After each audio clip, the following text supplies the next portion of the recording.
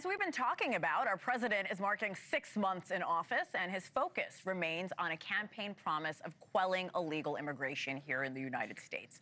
Trump's Defense Secretary Pete Hegseth says he is planning to use 2 military bases in New Jersey and Indiana to temporarily house migrant detainees. Now, while the move has been publicly criticized by Democrats, the Defense Secretary says military operations won't be negatively affected. NewsNation's Mills Hayes is live from our Chicago studio with more. Mills, I've lived on military bases. You've lived close to military bases. Talk to me more about this directive from Pete Hegseth.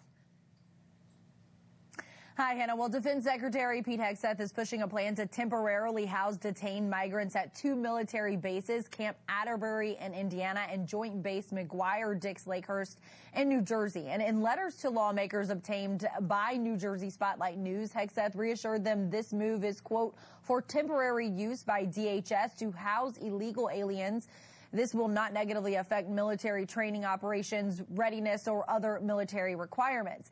The plan involves building soft-sided holding facilities, basically large tent-like structures with fencing and beds, similar to the Alligator Alcatraz site that the Trump administration opened in Florida. But critics are already pushing back. Democrats call it an inappropriate use of defense resources, while the ACLU warns that it could set a dangerous precedent. Border Czar Tom Homan said Friday that they do have about 60 beds available in ICE detention facilities right now, but they want to get to 100,000 beds as quick as possible, which is made possible and by that additional $45 million for immigration detention that was approved in Trump's new law.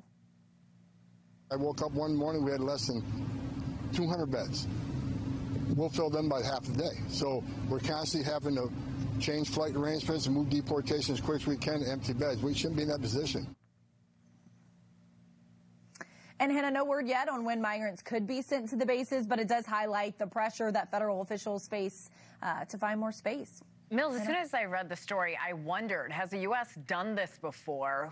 Who exactly would be detained on these military bases where our soldiers and their families are living? Right. Well, there is precedent. In 2014, the Obama administration temporarily used military bases to house migrant children during a surge at the border. Under the Biden administration, they also did this, as well as holding Afghan refugees. But at the time, it was billed as a short-term solution to ease overcrowding at detention centers while immigration authorities struggled to keep up. And there is a new group who could be held there, Afghan nationals. About 12,000 are set to lose legal status Tuesday, and many of them actually stayed on military bases after they evacuated Kabul once it fell to the Taliban there.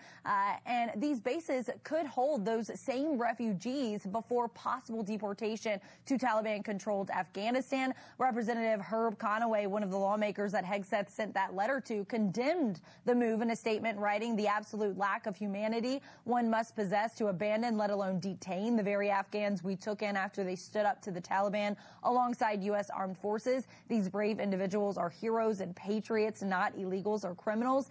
And all of this adding to a much larger conversation about the military's role in immigration policy here in the U.S., Hannah. A lot of factors here. Mills Hayes live in our Chicago studio this morning. Thank you, Mills. Thank you for watching. Subscribe below and download our NewsNation app right now on your phone, and you will get fact-based, unbiased news for all Americans.